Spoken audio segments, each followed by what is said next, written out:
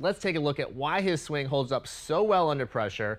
And what you're going to see here is watch the club head as he comes from that kind of halfway down P6. So it's on top. It's almost like it's on a little shelf. It's almost like he's on a plane board without actually being on a plane board. So you can see why he would be so consistent. So the club is on top of his hand. The toe is a tiny bit in front of the heel, which is going to make it a little bit easier to square that face.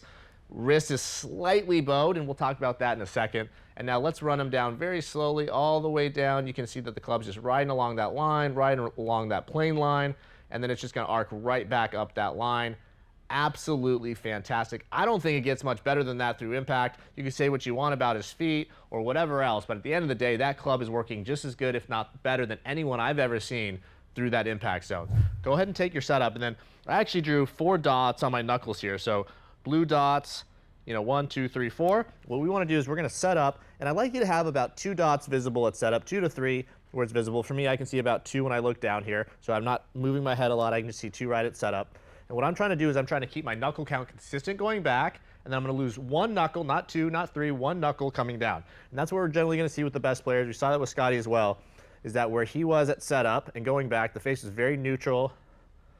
Very neutral. I can still see the 2. If I can see 3 or 4, face is way too open. If I can only see 1 or 0, the face is very closed. And so I'm really trying to keep this knuckle count consistent from setup to backswing, setup to backswing. Now I'm going to come to that same halfway down point, shoulders square, hips open, and now I only want to see 1. And that gets that toe just a smidge in front of the heel, which is going to make it a little bit easier from here to continue to rotate my body, not need to really manipulate the club. And you're going to see how that face just really naturally squares up.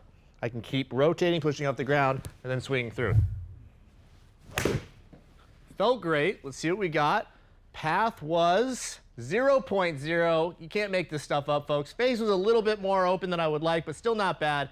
Beautiful path. Can't get better than that. With the face being slightly open, I probably should have just lost that last knuckle. I might have been showing 2 knuckles at impact. Regardless, so much better. That's definitely what's going to keep you being consistent, being able to play under pressure, and keeping you on the green.